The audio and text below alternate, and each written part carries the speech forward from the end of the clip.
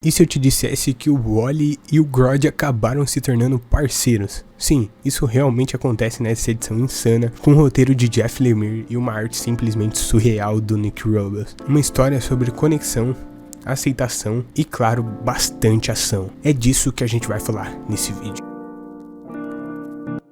E aí, sejam bem-vindos à Força de Aceleração, e hoje eu tô aqui pra falar de Absolute Flash 3. Sim, lançou ontem, dia 21 de maio de 2025, e eu tô gravando esse vídeo dia 22 de maio, porque eu li ontem, mas acabei só conseguindo gravar agora. E bom, como é de praxe, eu vou resumir a história com vocês rapidinho e daí a gente vem aqui trocar uma ideia sobre ela. A história começa lá no passado, onde vemos o Wally colapsando com Barry. O Wally diz que acabou de se conectar com Barry e ao mesmo tempo acabou de matá-lo, que ele tá com medo e que só tem uma coisa que ele consegue pensar em fazer, que é correr. Ele corre para longe do Fort Fox. Só que ele sente algo vindo com ele, alguém. Ele parando, percebe que é Barry pedindo ajuda, pois está sendo incinerado. Voltamos para o presente. Ele diz que não consegue fazer mais isso e que ele não sabe quem ele é, onde ele está e o que ele é. Mas ele entende que precisa ir mais devagar, que precisa parar um pouco e apenas para. Então, vemos a galeria dizendo que o alvo exibiu efeitos colaterais extremos depois do acidente. O pai de Wally diz que o alvo é um filho dele de 15 anos e que ele não quer desculpa, ele quer o filho de volta. Ele diz que se eles não conseguem fazer isso, não era nem para eles estarem lá até agora. Snart diz que entende e que enviou um macaco. O pai de Wally pergunta se é o Town. Então, um funcionário no computador diz que está recebendo imagem de Grodd. E vemos ele indo até onde está o Wally. Assim que Grodd chega, ele encontra o Wally dormindo. Ele fica na dúvida e chega perto do Wally. O Wally diz que viu ele no laboratório no Fort Fox. Então o Grodd tenta tocar o Wally. O Wally toca de volta em dúvida. Então o Grodd entra na mente dele. Nisso vemos momentos que já se passaram. O Wally sente uma conexão única com o Grodd. Ao mesmo tempo que o Grodd percebe que o Wally no fundo é uma criança perdida, igual a ele. Então, depois de todo esse caos, percebemos que um consegue entender o outro, não só em palavras, como também entendem que são iguais. Wally diz que está com medo para Grodd. Grodd diz a Wally para não ter medo e que eles são iguais. Então, eles ouvem um barulho. Wally sai para fora para ver o que está acontecendo e ele percebe que é o boomerang. Nisso, onde eles estavam, explode. Wally diz que ele está vindo e começa a colapsar novamente. Wally diz que tem que correr e que ele tem que ir e que ele já estragou tudo. Wally diz para o Grodd que ele já fez coisas e já viu coisas. Só que o Grodd diz para ele não ter medo e o acalma, colocando ele na realidade de novo. Grodd apenas diz Wally e Grodd, Grodd e Wally, e começa a atacar a galeria dos vilões. Ele derruba a patinadora dourada, então Snart bravo diz que o macaco se rebelou. Trapaceira fica em choque, pois ele não deveria ter feito isso, então ela é atacada também. O Capitão Boomerang diz que o macaco não pode encostar nele, então pega uma asa e voa em direção do Wally. Wally diz para Grodd ficar ali, que ele cuida disso. Então vemos o Wally desviando dos boomerangues, enquanto diz que ele não pode mais fugir, não mais. Então ele ataca o Capitão Boomerang, ao mesmo tempo que volta para perto do Grodd. Grodd diz pro Wally ir, mas o Wally diz que não, que eles vão junto. Então vemos o Wally dizendo que agora é o Wally e Grodd. Quando tudo se acalma, ele diz que a vida que ele conhecia já era, que ele não pode voltar atrás.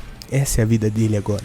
Ele não pode fugir dela, ele só precisa estar no agora. E ao perceber isso, ele sente uma calma que não sentia há muito tempo. Enquanto vemos ele pegando o corpo de Barry, fazendo um enterro digno pra ele. E a história termina com ele vestindo o traje de seu amigo, com seu novo amigo no ombro, dizendo que finalmente começou a se sentir livre. Tá aí, esse é o resumo. Que edição fantástica. Primeiro, né, vamos começar falando disso aí, que a história termina de uma forma extremamente filosófica, vamos dizer assim. Esse tempo todo, as edições anteriores, o que eu conversava com vocês? A história tá querendo falar sobre ansiedade, principalmente com adolescentes. E quando ele finalmente acha um amigo pra ele, a ansiedade acalma, porque nada na vida você resolve sozinho. Sempre precisamos de pessoas ao nosso lado pra nos manter de pé e nos manter no caminho certo. Tô arrepiado só de falar isso com vocês. Claramente, a página onde eles se conectam é claramente inspirado na obra do Michelangelo,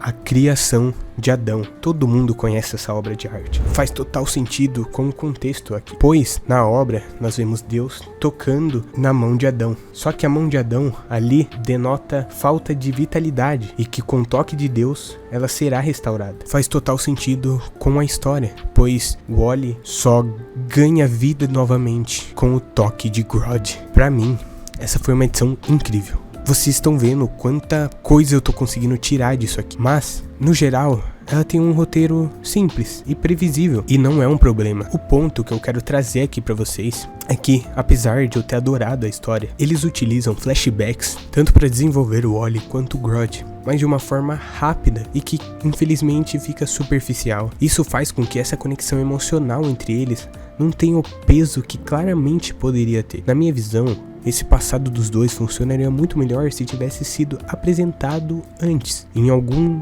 desenvolvimento prévio, em edições anteriores.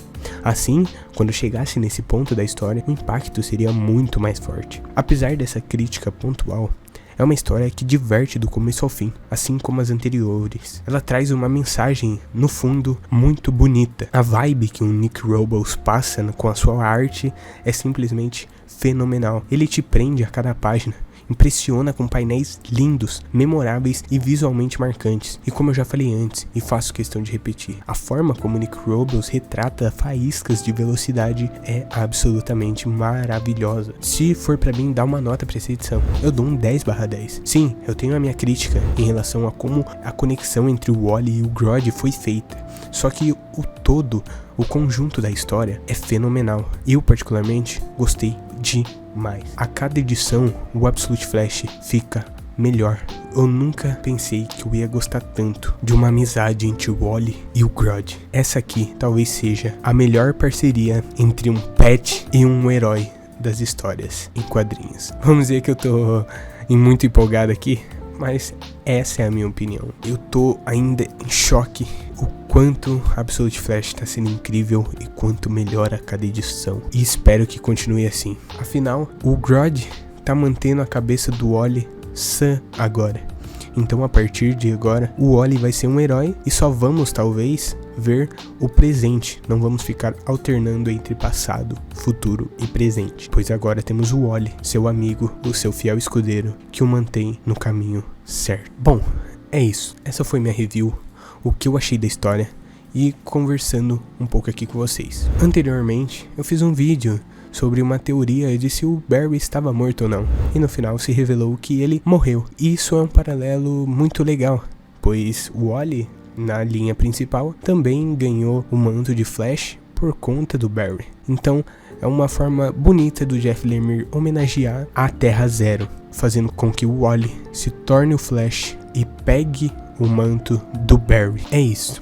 Esse foi o vídeo de hoje. Espero que vocês tenham gostado. Se gostou, deixa o like. Se não gostou, deixa o dislike, que tá tudo bem. E até o próximo vídeo.